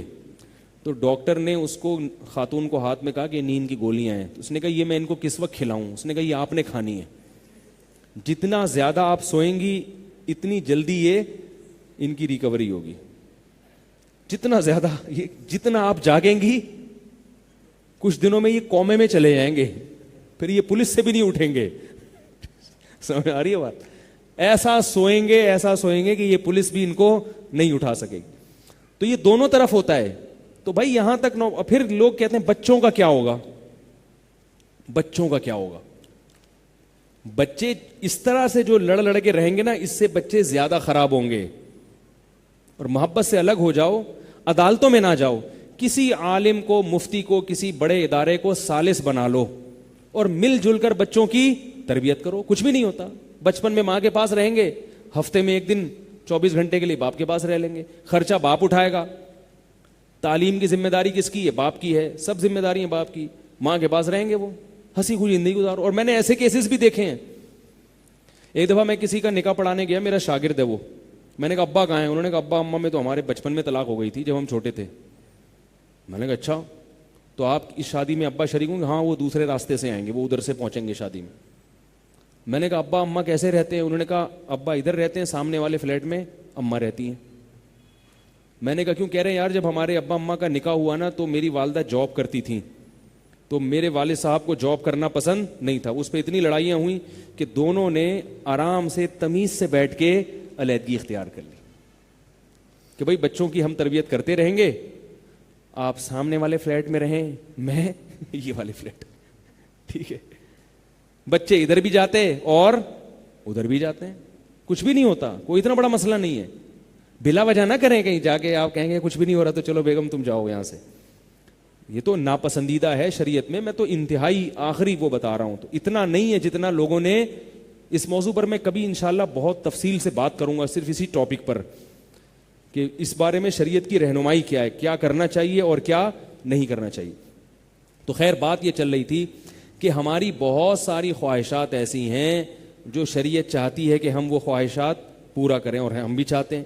جیسے والدین اگر, ہاں میں وہ بتا رہا تھا سعودی عرب میں جھگڑا کیا ہوا کہ ایک بیٹا کہہ رہا ہے کہ میری اماں میرے پاس رہیں گی, دوسرا بیٹا کہہ رہا ہے کہ میری اماں میرے پاس. کیونکہ ابا اماں گھر میں ہوں گے تو پھر اپنے بچوں کو پالنے کا مزہ ہی الگ ہے.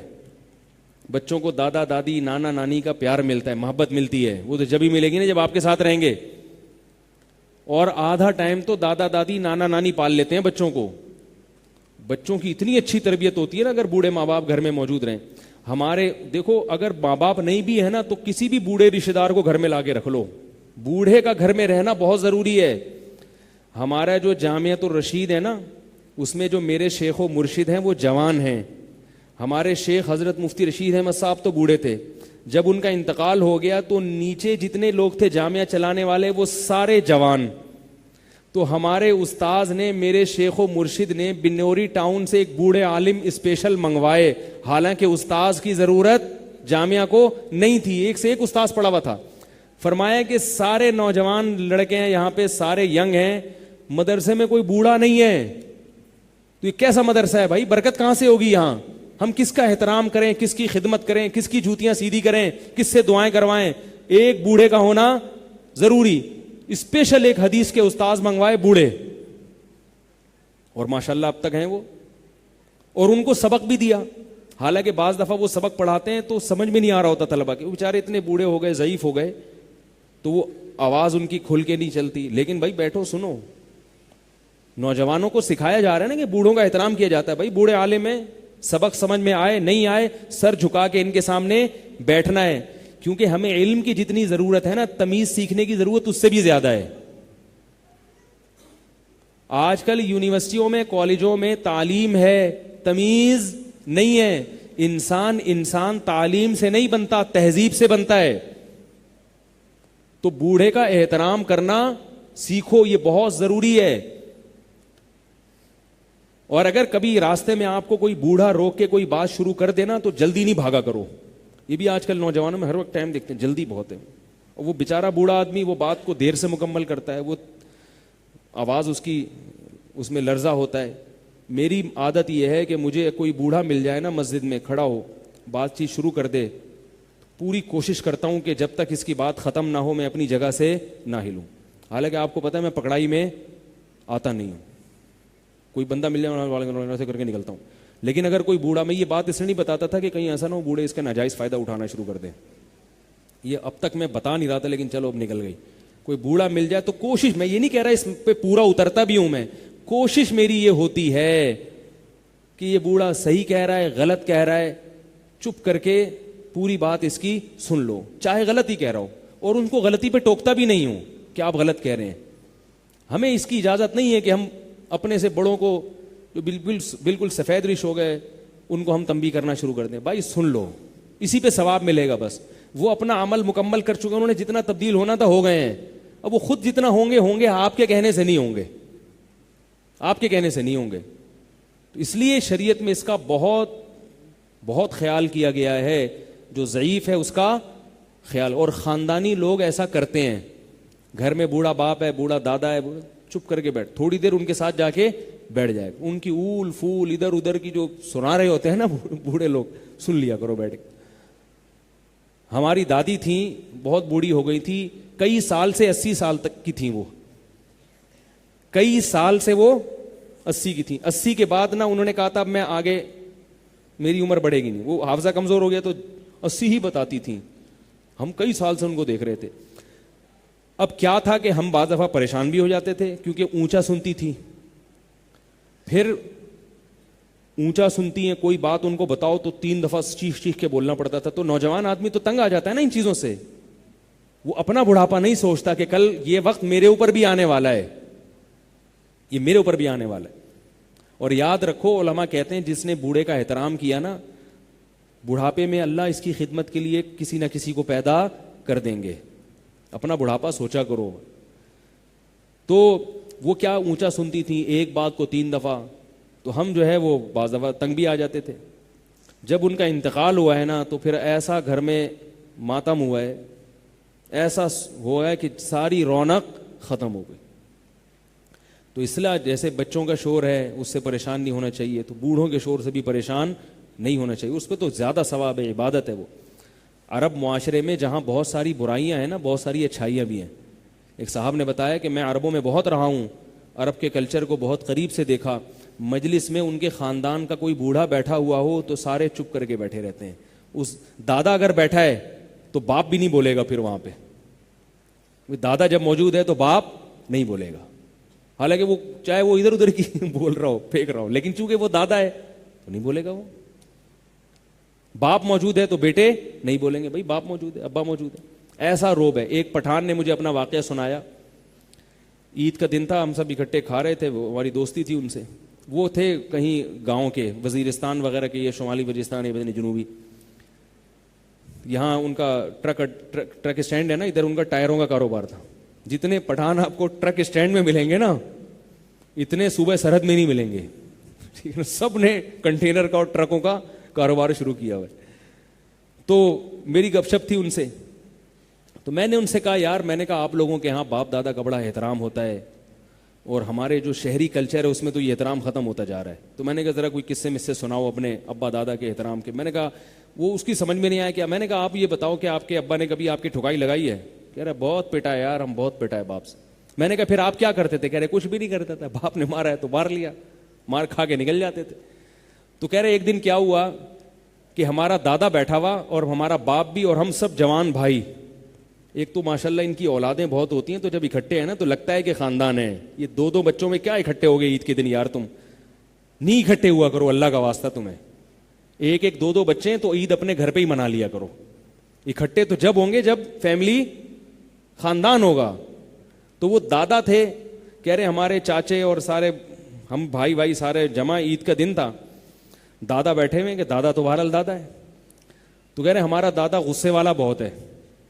اصل میں میری رپورٹ یہ تھی ہے نہیں, جب دادا بنتے ہیں تو خود بخود غصے والا بن جاتا ہے. ٹھیک ہے نا, اس کو پتہ ہے آگے سے کوئی بولے گا نہیں. تو کہہ رہے میں نے کوئی بات کی, میرے دادا کو غصہ آیا, ادھر سے جوتا اٹھایا, کھینچ کے مجھے مارا سب کے سامنے. تو میں نے کہا پھر کیا ہوا؟ کہہ رہے کچھ نہیں, میں بھی بھاگا اور میرے دوسرے بھائی بھی میرے پیچھے پیچھے بھاگے کہ اگلا جوتا ان کو لگنے والا ہے. تو میں نے کہا آپ کے جذبات کیا تھے؟ کہہ رہے کچھ نہیں, ہم ہنستے ہوئے بھاگے. دوسرے بھائی اس لیے بھاگے کہ اب دوسرا جوتا کس کے آنے والا ہے؟ ہمارے آنے. کتنا اچھا کلچر ہے دیکھو. ہر چیز میں کسی قوم کی تعریف نہیں کر رہا کہ ساری چیزیں سب کی, کچھ چیزیں دوسری قوم کی اچھی, کچھ لیکن یہ والی تو اچھی ہے نا, یہ چیز تو اچھی ہے نا. تو یہی چاہیے شریعت کو کہ بھئی وہ دادا ہے, وہ باپ کا بھی باپ ہے. ایک تو باپ, لوگ کہتے ہیں نا میں تمہارا باپ ہوں, وہ تو باپ کا بھی باپ ہے. اس نے جوتا اٹھا کے مار دیا, غصہ نہیں کرو, ہنستے ہوئے نکلو. اور کہہ رہے ہیں ان کے سامنے بھی نہیں ہنس رہے کہ ان کو اور غصہ آئے گا. ٹھیک ہے, اور دادا نے مذاق میں تھوڑی مارا, غصے میں مارا. تو میں نے کہا دیکھو یہ جو تمہارا کلچر ہے نا, اب تم شہر آئے ہو, کراچی آ کے رہ رہے ہو, یہ تباہ ہو جائے گا. تمہارے بڑھاپے میں تمہارا ایسا احترام تمہاری اولاد نہیں کرے گی, کیونکہ تم نے ان کو واٹس ایپ لے کے دے دیا ہے, تم نے ان کو فیس بک پہ بٹھا دیا ہے اور ان کی نگرانی کرنا چھوڑ دی. اب وہ دوستیاں لگائیں گے, پھر وہ انگلش فلمیں دیکھیں گے, انگریزوں کا کلچر دیکھیں گے, انڈین فلمیں دیکھیں گے, انگلش فلمیں دیکھیں گے, وہاں کا کلچر دیکھیں گے کہ کیسے اولڈ ہاؤس بھی ہوتا ہے. تو کہیں گے یار ہم نے خام میں جوتے کھانے کے لیے ایک دادا کو پالا ہوا ہے, اس کو اولڈ ہاؤس میں جمع کراؤ. تو یہ سارا سیٹ اپ ہو جائے گا. تو میں نے کہا اس کلچر کو بچا کے رکھو, اور بچے گا کیسے؟ دین میں لگاؤ اپنے بچوں کو.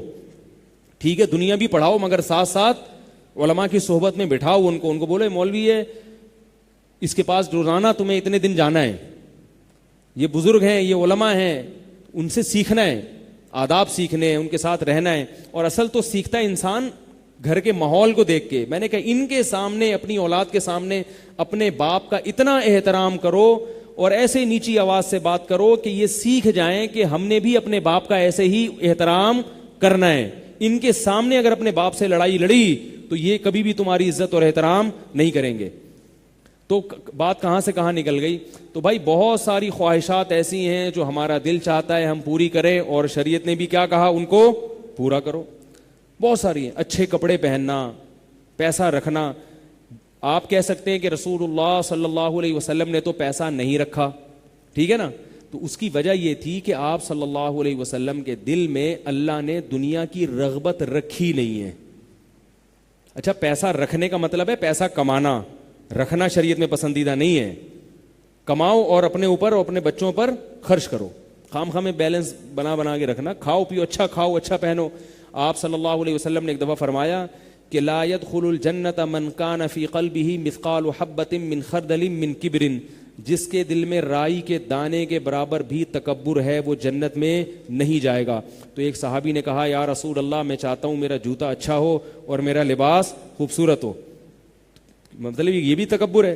آپ نے فرمایا نہیں, ان اللہ جمیل یحب الجمال، اللہ جمیل ہیں اور جمال کو پسند کرتے ہیں. تو اللہ چاہتے ہیں مسلمانوں کے کپڑے اچھے ہوں، مسلمانوں کے چپل اچھے ہوں، مسلمانوں کی سواری اچھی ہو. آپ کے پاس اگر پیسہ ہے اچھی گاڑی رکھو بھائی. باقی نبی نے کیوں نہیں رکھا؟ تو نبی صلی اللہ علیہ وسلم مستثنا تھے. آپ صلی اللہ علیہ وسلم کے دل میں اللہ نے دنیا کی رغبت رکھی نہیں. جب دل ہی نہیں چاہ رہا ان کا تو کیوں رکھیں گے بھائی؟ اس میں حکمت کیا تھی؟ حکمت یہ تھی کہ آپ آخری نبی ہیں. آپ صلی اللہ علیہ وسلم کوئی ایسا کام نہ کریں کہ بعد میں کوئی غیر مسلم انگلی اٹھا سکے کہ انہوں نے دنیا کے لیے نبوت کا دعویٰ کیا ہے. تو نبوت ملنے کے بعد، عزت ملنے کے بعد بھی آپ نے دنیا نہیں رکھی. آخر وقت تک آپ صلی اللہ علیہ وسلم کی حالت یہ تھی کہ ایک وقت کا کھانا ملا، دوسرے وقت فاقہ. پیسہ آیا، صبح آیا تو شام سے پہلے صدقہ کر دیا. اتنا بڑا ظرف آپ صلی اللہ علیہ وسلم کا. ایک عرب سردار آیا نبی کے پاس، اس کا مقصد آپ کا امتحان لینا تھا سخاوت کا. اب آپ مجھے بتاؤ، کوئی شخص آپ کی سخاوت کو آزمانے کے لیے آ جائے تو آپ یقیناً فیل ہو جاؤ گے. کیونکہ ایک غریب آیا، مستحق تھا، آپ نے اس کو پیسے دے دیے، اس کی ضرورت پوری ہوئی. دوسرا آیا، آنے والا مستحق نہیں ہے، وہ صرف آپ کی سخاوت کو ٹیسٹ کر رہا ہے. پھر تو یقیناً بڑے بڑے سخی فیل ہو جائیں گے، کیونکہ بھائی اتنا کہاں ہے، اتنا کہاں کیسے دیں. تو وہ نبی صلی اللہ علیہ وسلم کے پاس آیا. آپ صلی اللہ علیہ وسلم کے پاس مال غنیمت کے ریوڑ تھے جو آپ کی ملکیت میں تھے. وہ آیا، آپ صلی اللہ علیہ وسلم نے اس کو ایک ریوڑ دے دیا. دوبارہ آیا اور دے دیا، دوبارہ آیا اور دے دیا. صحابہ نے اعتراض کیا، یا رسول اللہ یہ تو مانگے جا رہا ہے، مانگے جا رہا ہے. آپ نے فرمایا یہ مجھے بخیل بنانا چاہتا ہے اور میں بخیل نہیں ہوں. یہ چاہتا ہے میری زبان سے نہ نکلوا دے، میں نہ نہیں نکالوں گا. آزماتا ہے تو آزماتا رہے، نہ نہیں نکالوں گا. سب کچھ دے دیا اس کو. اس شخص نے کلمہ پڑھا اور اپنی قوم میں جو تقریر کی، اس نے کہا کہ محمد صلی اللہ علیہ وسلم اللہ کی قسم سچا نبی ہے، کیونکہ یہ ایسا نبی ہے جو کل کے فقر سے نہیں ڈر رہا. اس کو کل کا خیال نہیں ہے کہ کل کیا ہوگا. اگر یہ جھوٹے ہوتے یقیناً اتنا رکھتے کہ بھائی کل بھی مجھے بھی ضرورت پڑ سکتی ہے. آپ کہہ سکتے ہیں بھائی صحابہ کرام تھے، وہ نبی کو ہدیہ دے دیتے، تو وہ کون سا مالدار تھے؟ وہ بھی تو بیچارے غریب ہی تھے نا، وہ بھی تو غریب تھے. تو یہ کل سے نہیں ڈرتے کہ آئندہ کل کیا ہوگا. تو اتنا حوصلہ تو ظاہر ہے نہ مجھ میں ہے، نہ آپ میں ہے، نہ کسی میں ہے. تو اس لیے ہمیں ہمارا اصول شریعت نے کہا ہے بھائی پیسہ رکھ سکتے ہو لیکن جمع کر کر کے نہ رکھو. خود بھی کھاؤ، بیوی بچوں کو بھی کھلاؤ، ماں باپ پہ بھی خرچ کرو اور کھاؤ پیو. تو ہمارا دل بھی چاہتا ہے اور شریعت بھی یہ کہتی ہے. تو یہ وہ خواہشات ہیں جو شریعت چاہتی ہے ہم پوری کریں، اور وہ خواہشات کچھ ایسی ہیں جو شریعت چاہتی ہے وہ ہم پوری نہ کریں. وہ خواہشات انشاءاللہ پھر میں اگلے ہفتے بیان کروں گا، جو آج موضوع تھا لیکن یہ تمہید میں لگ گیا موضوع. وہ چاہتی ہے شریعت کہ ہم وہ خواہشات پوری نہ کریں. وہ حرام ناجائز خواہشات ہیں، ان کے قریب بھی پھٹکنے سے ہمیں منع کیا گیا. تو یہ سوالات ہیں. یہ جو سوالات ہیں نا، یہ آخری 10 منٹ ہم سوالات کے لیے اتوار کا جو بیان ہوگا نا، اس میں آخری 10 منٹ سوالات کے لیے ہی ہے. سمجھ رہے ہیں؟ اچھا، فیس بک پہ بھی کوئی اگر سوال کرتا ہے لائیو تو آپ عثمان بھائی آپ پڑھ کے بتا دیں. اگر ہم کسی گناہ کرنے کے بدلے کچھ رقم جرمانہ خاص کر لیں یعنی کسی گناہ کے سرزد ہونے پر کچھ رقم صدقہ کر دیں تو کیا یہ رقم جرمانہ شمار ہوگی یا صدقہ میں؟ یہ صدقہ ہوگا بھائی، جرمانہ نہیں ہوگا. اور ایسا کرنا چاہیے. گناہ ہو جائے تو توبہ استغفار بھی کریں، اللہ سے آئندہ نہ کرنے کا عہد بھی کریں، اور کچھ رقم ساتھ ساتھ صدقہ بھی کریں یا روزہ رکھ لیں. گناہ کی نوعیت میں فرق ہے. جو شہوانی گناہ ہیں ان میں روزہ رکھنے کا فائدہ صدقہ کرنے سے زیادہ ہوتا ہے. یعنی کوئی خواہش نفس سے مغلوب ہو کے بدنظری کر لی، اور کوئی غلط کام کسی نے ایسا اپنی ناجائز خواہش شہوت کو پورا کر لیا، تو اس میں روزہ رکھنے کا فائدہ آئی بات سمجھ. کیونکہ روزے میں نفس زیادہ ٹوٹتا ہے انسان کا. تو ایسے صورت میں سزا کیسے دینی چاہیے؟ روزہ رکھ کے اور باقی میں صدقہ کر کے. اگر کوئی شخص جرمانہ دینے میں کوتاہی کرے تو شریعت میں اس کی کیا سزا ہے؟ اس کی سزا شریعت میں یہ ہے کہ اس کا مطلب یہ ہے کہ یہ گناہ سنجیدگی سے چھوڑنا نہیں چاہتا تو پٹے گا. کیونکہ اللہ نے قرآن میں فرمایا ان الذین یکسبون الاثم سیجزون بما کانوا یقترفون. جو لوگ گناہ کما رہے ہیں عن قریب ان کو سزا ملنے والی ہے، عن قریب. تو موت کا کوئی بھروسہ نہیں ہے بھائی، کبھی بھی سزا آ سکتی ہے. اور دنیا کی برکت تو اللہ ختم کر دیتے ہیں، دل کا سکون. امام مالک کو مدینے میں سب سے زیادہ فالو کیا جاتا تھا، اور ایک حدیث میں ان کی طرف اشارہ ہے کہ مدینہ کے وہ عالم ہیں جن کے پاس لوگ دور دور سے سوال یہ ہے کہ آج کے دور میں امام مالک کا فقہ کم کیوں ہے؟ امام مالک کا فقہ کم کیوں ہے؟ اس کے بہت سارے اسباب ہیں. اس کا ایک سبب یہ بھی ہے کہ زیادہ تر حکومت جو رہی ہے نا، خلافت، وہ حنفیوں کے پاس رہی ہے. کیونکہ جو کوفہ تھا نا، وہ مرکز تھا اسلام کا. جب حضرت علی رضی اللہ تعالی عنہ نے کوفہ ہجرت کی ہے تو دارالخلافہ کیا بن گیا؟ کوفہ. عبداللہ ابن مسعود رضی اللہ تعالی عنہ کا فقہ اور حضرت علی کا فقہ یہ کوفہ میں پھیلا ہے. بات آ رہی ہے سمجھ میں؟ اور مدینہ میں، مکہ میں حضرت عبداللہ ابن عباس رضی اللہ تعالیٰ عنہ کا فقہ پھیلا ہے. اور مدینہ میں انس ابن مالک رضی اللہ تعالیٰ عنہ تھے. انس ابن مالک تو بصرہ میں تھے. مدینہ میں عبداللہ ابن عمر رضی اللہ تعالیٰ عنہ کا فقہ زیادہ پھیلا. اسی وجہ سے امام مالک اکثر حدیثیں بیان کرتے ہیں عبداللہ ابن عمر کی سند سے. تو اب یہ جو کوفہ تھا، یہاں حضرت علی کے شاگرد تھے اور عبداللہ ابن مسعود کے، اور یہ مسلمانوں کا مرکز بن گیا تھا. تبھی آپ دیکھیں نا، بغداد کا بہت نام آتا ہے. تاتاریوں نے حملہ بھی بغداد پہ کیا تھا، مسلمانوں کا مرکز یہ تھا. تو ظاہر ہے جو مرکز ہوتا ہے تو وہ پھر علم کا مرکز بنا. تو فقہ حنفی جو پروان چڑھا ہے وہ کوفہ میں چڑھا ہے. تو اس لیے وہیں سے پھر مسلمانوں کی خلافتیں دنیا میں پھیلیں. جہاد کرنے جو پوری دنیا میں لوگ جاتے تھے زیادہ تر وہیں سے جاتے تھے. تو اس کی وجہ سے جب جہاد ہوتا تھا، خلافتیں قائم ہوئیں. سب سے پہلے جو قاضی تھے دنیا میں وہ امام ابو یوسف تھے. یعنی اسلامی دنیا کے جو سب سے پہلے، بہت 22 لاکھ مربع میل سے بھی زیادہ کی حکومت تھی، اس کے جو سب سے پہلے قاضی بنے ہیں وہ فقہ حنفی کے امام تھے، امام ابو یوسف. تو یہ وہ ساری چیزیں تھیں جن کی وجہ سے فقہ حنفی دنیا میں سب سے زیادہ پھیلا. اور امام شافعی کا فقہ جو تھا یہ اس طرف مصر میں اور ملیشیا میں اور یہ جو دوسرے علاقے. تو ظاہر جس کے شاگرد زیادہ پھیلیں گے تو وہ زیادہ ہوگا. امام مالک رحمہ اللہ تعالیٰ کا فقہ جو تھا نا، یہ اس لیے بھی کم پھیلا کہ اس میں سادگی بہت تھی، زیادہ باریکی نہیں ہے اس میں. تو یہ اس وقت کے لوگوں کو زیادہ اٹریکٹ نہیں کیا. سب سے زیادہ تو باریکی تھی نا جس فقہ میں، وہ فقہ حنفی تھا. بہت سارے لوگ جب فقہ حنفی کے دلائل پڑھتے تھے، اس زمانے کی بات کر رہا ہوں، تو وہ فقہ حنفی کو قبول کر لیتے تھے، ان کو زیادہ جاندار لگتا تھا. اور بہت سارے فقہ شافعی پہ رہتے تھے، وہ بھی تھا. تو یہ ایک وجہ بنی ہے کہ اس میں گہرائی بہت تھی اور جزیات بہت زیادہ تھیں. فقہ حنفی میں بہت سارے مسائل کا حل ملتا ہے، دوسرے فقہاں کے ہاں بہت سارے مسائل کا حل نہیں ملتا. اور جو فقہ مالکی تھا نا، یہ سادہ بہت تھا، بہت سادہ فقہ تھا. تو ان کی ترتیب بھی اتنی اچھی نہیں تھی کہ وہ ایک باقاعدہ ترتیب. یہی وجہ ہے علامہ ابن خلدون رحمہ اللہ نے لکھا ہے کہ فقہ مالکی دیسی علاقوں میں زیادہ پھیلا ہے، یعنی گاؤں دیہاتوں میں، کیونکہ وہ سادہ لوگ تھے، وہ زیادہ باریکیوں میں نہیں جاتے تھے وہ. تو اس لیے وہ سادہ علاقوں میں زیادہ پھیلا ہے. باقی امام مالک کا جو حدیث میں آتا ہے کہ ایک ایسا عالم پیدا ہوگا جس کی طرف لوگ کجاوے کسیں گے، تو جمہور محدثین اسی طرف گئے ہیں کہ وہ امام مالک ہیں. تو ان کی فضیلت کم نہیں ہو جاتی ان کا فقہ کم ہونے سے، اس لیے کہ ان کی جو کتاب ہے حدیث کی وہ بہت زیادہ مشہور ہوئی ہے. اور ہمارے علماء سے ہم نے سنا ہے کہ فقہاء میں امام ابو حنیفہ کا سب سے پہلا مقام ہے، اس کے بعد بقیہ 2 اماموں پر امام مالک کو ترجیح ہے.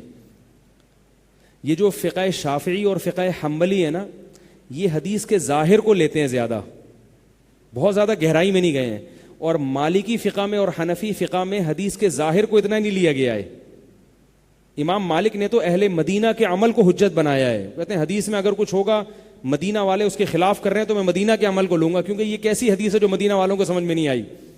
تو ان کا فقہ میں تو بہت آسانی ہے، اہل مدینہ کی، تبھی وہ ہاتھ چھوڑ کے نماز کے قائل ہیں. حالانکہ حدیث میں ہاتھ باندھنے کا ذکر ہے، لیکن وہ فتویٰ کیا دیتے ہیں؟ نماز ہاتھ چھوڑ کے پڑھی جائے گی، کیونکہ اہل مدینہ ہاتھ چھوڑ کے پڑھتے تھے. تو یہ کچھ وجوہات ہیں جن کی وجہ سے. تو معاشرتی علوم کا سوال پوچھا ہے آپ نے یار، فقہ مالکی ہے تو فقی مسائل پوچھا کریں نا، جائز نہ جائز کے. تو تاریخی سوال ہے. طارق شفیع نام رکھنا کیسا ہے؟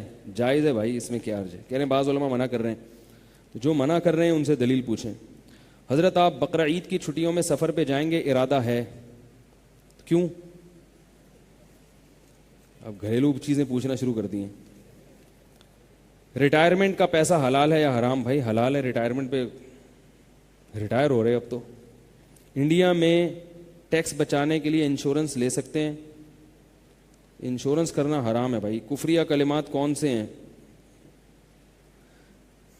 کفریہ کلمات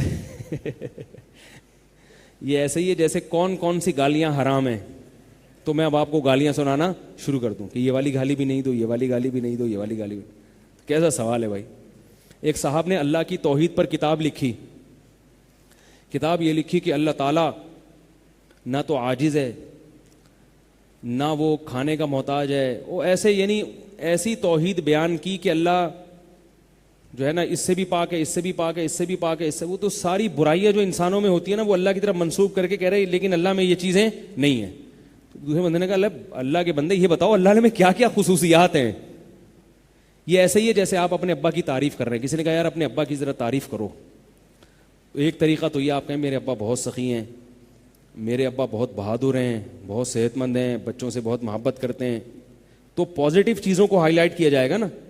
دوسرا طریقہ یہ میرے ابا چور بھی نہیں ہیں, کبھی مسجد سے نہ چپل چراتے ہوئے پکڑے گئے الحمدللہ, گولے گنڈے والے کو بھی کبھی دغا نہیں دی, کبھی کسی محلے کی عورت کو آنکھ اٹھا کے نہیں دیکھا, ٹکٹکی باندھ کے کبھی کبھار دیکھ لیا کرتے تھے, ٹھیک ہے نا. اور میرے ابا جو ہے نا وہ رشوت بھی نہیں لیتے, چوری بھی نہیں کرتے, ایسا بھی نہیں کرتے, ویسا بھی نہیں کرتے, زنا بھی نہیں کرتے. تو یہ ہوگی تو تعریف, مگر سننے والا ایسا سمجھے گا کہ یہ کیا کر رہا ہے, برائیاں کر رہا ہے. کیونکہ آپ نے 50-60 برائیاں بیان کر کے کہہ دیا کہ یہ میرے ابا میں نہیں ہے, خود بخود ذہن میں جائے گا اس کے علاوہ ہیں. چور تو نہیں ہے مگر ڈاکو ہیں. تو اس لیے جو ہے نا کفریہ کلمات کون کون سے ہیں یہ کچھ سوال نامعقول ہے. بس اللہ تعالیٰ کا کسی بھی طرح سے انکار کرنا یا اس کی شریعت کا مذاق اڑانا یہ کفر ہے. اور ہو گئے ختم. فیس بک پہ لائیو مسائل کا میں سوچ رہا ہوں کہ ایک ٹائم آدھا گھنٹہ ہفتے میں 2 دن رکھ لیا جائے, اس میں فیس بک پہ جو ہے نا لائیو آئے مسائل اور لائیو اس کا جواب دیا جائے. یہ جو ہے نا فون والا سیٹ اپ یہ اتنا مزیدار نہیں ہے. بدگمانی کا علاج کیا ہے, قسم توڑنے کا کفارہ. بدگمانی کا علاج یہ ہے, پہلا علاج تو یہ کہ یہ سوچے کہ اللہ نے منع کیا ہے اور اللہ نے اس کی دلیل قرآن میں دی ہے, ان بعض الظن اسم, بہت سارے گمان غلط ہوتے ہیں. ہم یہ سمجھ رہے ہوتے ہیں کہ ایسا ہے, حقیقت میں ایسا نہیں ہوتا. تو اللہ زیادہ جانتا ہے, ہم جانتے ہیں. تو ایک علاج تو یہ ہے کہ بھئی اللہ زیادہ جانتا ہے, جب وہ کہہ رہا ہے کہ ایسا نہیں ہے, تم غلط بھی سوچ سکتے ہو, جس کے بارے میں تم یہ سوچ رہے ہو وہ حقیقت میں ایسا نہیں ہے.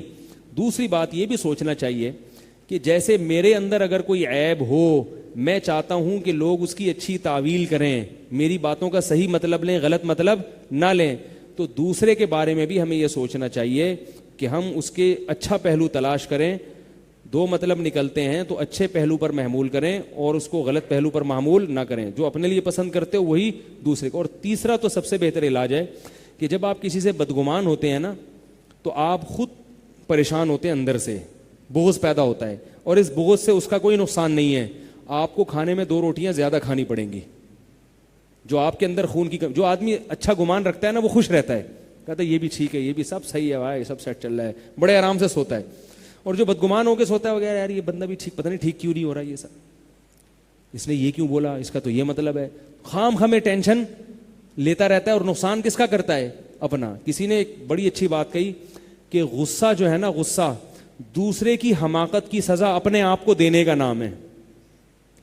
دوسرا نے الٹا کام کیا, آپ غصہ یوں کرو, جس نے کیا وہ ہنس رہا ہے, حالانکہ سزا اس کو ملنی چاہیے تھی. اور مل کس کو رہی ہے, کانپ آپ رہے ہو ایسے ایسے کر کے, خون آپ کا جل رہا ہے. تو اسی طرح غصہ کرنے میں جیسے اپنا نقصان ہے, دوسرے کا نہیں ہے, تو اسی طرح بدگمان ہونے میں کس کا نقصان ہے, اپنا. خود آدمی خراب ہوتا رہتا ہے. قسم توڑنے کا کفارہ کیا ہے, 10 غریبوں کو 2 ٹائم کا کھانا کھلا دیں. سمجھ رہے ہو, اگر 10 غریبوں کو 2 ٹائم کا نہیں, یعنی صبح شام کا کھلا دیں, صبح شام کا نہیں کھلا سکتے تو 2 ٹائم کا کسی بھی طرح سے کھلا دیں. آج 10 غریبوں کو دوپہر کا کھانا کھلا دیا, کل بھی دوپہر کا کھلا دیا, تو بھی کفارہ ادا ہو جائے گا. 1 منٹ پہلے یہ مکمل کر لو. لیکن انہی غریبوں کو کھلانا پڑے گا. 10 غریبوں کو 2 ٹائم کا کھانا آپ نے کھلا دیا, یعنی 10 غریبوں کو آپ نے ظہر کا کھانا کھلایا, دوپہر کا, اور اگلے رات کا کسی اور 10 غریبوں کو, تو کفارہ ادا نہیں ہوگا. انہی 10 غریبوں کو کھلانا پڑے گا 2 ٹائم کا. سمجھ رہے ہو کہ نہیں سمجھ رہے؟ دوپہر اور رات کا نہیں کھلا سکتے تو صبح کا ناشتہ کرا دو اور دوپہر کا کھانا کھلا دو. ذرا 3-4 بجے, ٹھیک ہے نا, 2 ٹائم کا وہ بھی ہو جائے گا. سمجھ رہے ہو؟ ان غریبوں میں دودھ پیتا بچہ نہیں ہونا چاہیے, کم از کم اتنا بچہ ہونا چاہیے جو پیڑ بھر کے کھا سکتا ہو. آپ نے عیدی سینٹر جا کے 10 چھوٹے چھوٹے بچوں کو ٹافیاں کھلا دیں, وہ نہیں ہوگا. کھانے میں کیا ہونا چاہیے؟ متوسط درجے کا کھانا.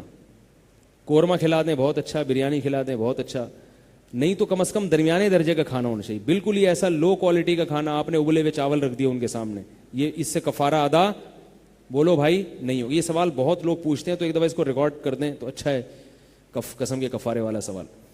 تو غریب کون سے ہونے چاہیے, یہ بھی بڑا مسئلہ ہے بھائی. سرسری سی تحقیق کر لیں, بہت زیادہ گھسنے کی ضرورت نہیں ہے. سرسری تحقیق سے جو غریب لگ رہا ہے آپ کو, اس میں سب سے پہلے سیاستدان آ جائیں گے آپ کے, ٹھیک ہے نا. اور ان کو نہیں کھلائیں, وہ غریب ہوتے نہیں ہیں, لگتے ہیں, باتوں سے ایسا لگتا ہے کہ غریب ہیں. تو جو بھی آپ کو لگے کہ بھائی یہ بیچارہ واقعی مشکل میں ہے. اسی طرح آسانی یہ بھی ہے کہ ہوٹل والے کو آپ کہہ دیں کہ بھائی یہ 2 بندے میں تمہیں دے رہا ہوں. اچھا پہلے میں مکمل کر دوں, ایک ہی غریب کو 10 دن تک کھلا دیں گے تو بھی کفارہ ادا ہو جائے گا. ایک غریب کو, یہ سب امام ابو حنیفہ کے اجتہادات ہیں, آپ دیکھو جمہور کے ہاں جائز نہیں ہے, یہ امام حنیفہ کے یہ اجتہادات ہیں. امام صاحب فرماتے ہیں کہ آج آپ نے ایک غریب کو 2 ٹائم کا کھلایا, کل اسی غریب کو جب کھلاؤ گے تو یہ دیکھنے میں وہ ہے مگر حقیقت میں یہ دوسرا غریب کہلائے گا. کیونکہ جو مقصد تھا نا 10 غریبوں کو کھلانے کا, اس کا مسئلہ امام ابو حنیفہ فرماتے ہیں کہ 10 غریبوں کی حاجت پوری کرنا ہے. تو آج جب آپ نے ایک غریب کی حاجت پوری کر لی تو آج کی حاجت پوری کرنے سے اس کی کل کی حاجت پوری نہیں ہوئی ہے, کل وہ شریعت کی نظر میں نیا غریب سمجھا جائے گا.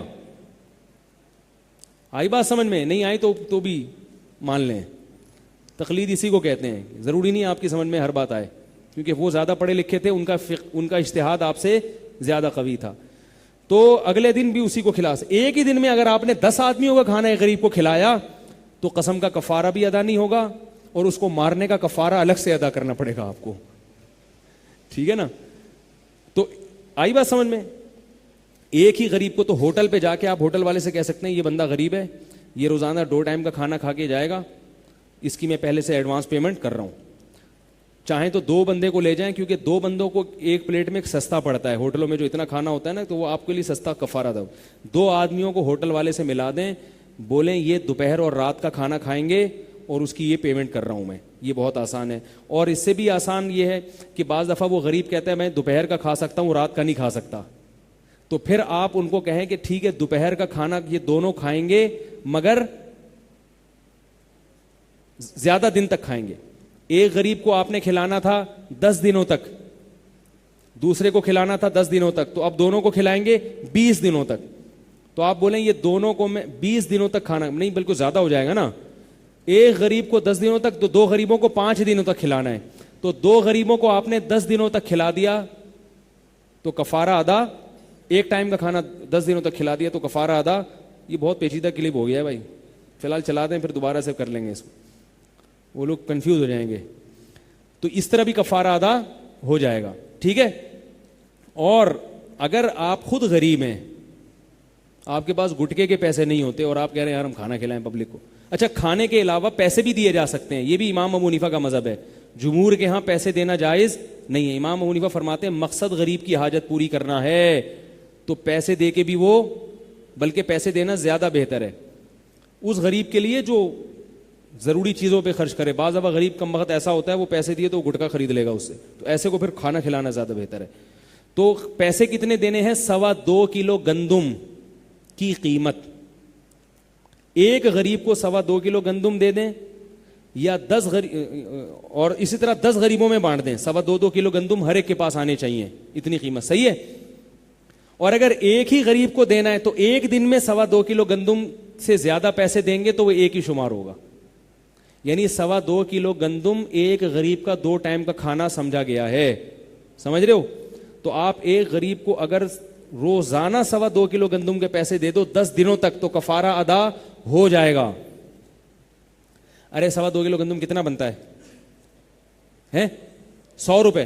تو آپ نے ایک غریب کو 100 روپے دے دیے, اگلے دن پھر اسے 100 روپے دیں, پھر اگلے دن 100 روپے دیں, اس طرح 10 دنوں میں ڈیوائڈ کر کے دیں گے تو کفارہ ادا ہو جائے گا. ایک ہی دن میں 1000 روپے پکڑا دیے تو کفارہ ادا نہیں ہوگا, کیونکہ مقصد 10 غریبوں کی حاجت پوری کرنا ہے.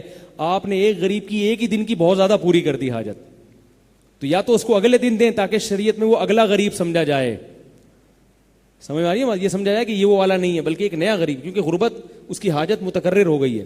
یا 1000 روپے 10 غریبوں میں ڈیوائڈ کر دیں, سب کے پاس 100 روپے, کیونکہ آج کل ریٹ 2.25 کلو کا ان کے بقول 100 روپے چل رہا ہے. ایسا نہ ہو کہ 20 سال بعد میرا کوئی کلپ سنے وہ بھی 100 روپے ہی دے رہا ہو, تو اس وقت تو ریٹ کچھ اور ہو چکے ہوں گے نا. اگر آپ خود غریب ہیں کہ آپ نہیں دے سکتے تو پھر شریعت میں ہے 3 روزے لگاتار رکھے جائیں. ٹھیک ہے, پہلے ہے کھلانا, اگر کھلانے کی طاقت نہیں ہے تو پھر 3 روزے لگاتار رکھنے پڑیں گے, تو یہ کفارہ ہے. اصل میں تو تھا غلام آزاد کرنا, وہ آج کل ہوتے نہیں ہیں, ورنہ شریعت میں ہے کہ کفارے میں سب سے پہلے کیا کرو, غلام آزاد. اور کفارے میں یہ بھی جائز ہے کہ 10 غریبوں کو کپڑا بھی پہنا سکتے ہیں آپ, لیکن آج کل علماء وہ بیان نہیں کرتے کیونکہ لوگوں کے لیے کپڑا پہنانا مشکل ہے, لباس کھانا کھلانا جو ہے نا آسان ہے. ہیئر لگانے, کلر وضو ہو جائے گا, وہ کلر پہ بات اگلے ہفتے کریں گے. یار بہت ٹائم ہو گیا, 1 منٹ ٹھہر جائیں ذرا, 2 سوال رہ گئے. کالا کپڑا پہننا جائز ہے. تکافل کے نام سے جو انشورنس, اس کے بارے میں تکافل کے بارے میں کسی وقت بتاؤں گا. ہماری رائے میں تکافل جائز نہیں ہے. مدینہ سے ایک کھجور کی تھیلی دکاندار نے زیادہ دے دی, اب کیا کریں؟ دکاندار تک پہنچائیں, پہنچانا ممکن نہیں ہے تو صدقہ کر دیں.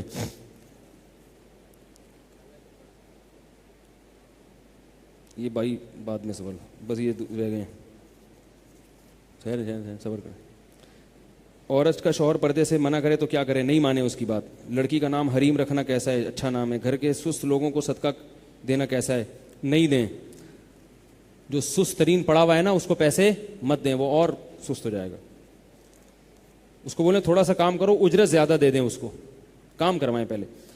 سعودیہ عربیہ میں بھائی کا واقعہ مکمل کر دیں. ارے یار وہ تو واقعہ رہ گیا. تو واقعہ یہ ہوا تھا کہ وہ پھر دونوں نے عدالت میں کیس کیا, اتنی لڑائی ہوئی. ایک نے کہا ہمارے پاس رہے گی اماں, دوسرے نے کہا ہمارے پاس رہے گی. اس چکر میں لڑائی ہوئی, عدالت تک مسئلہ پہنچا.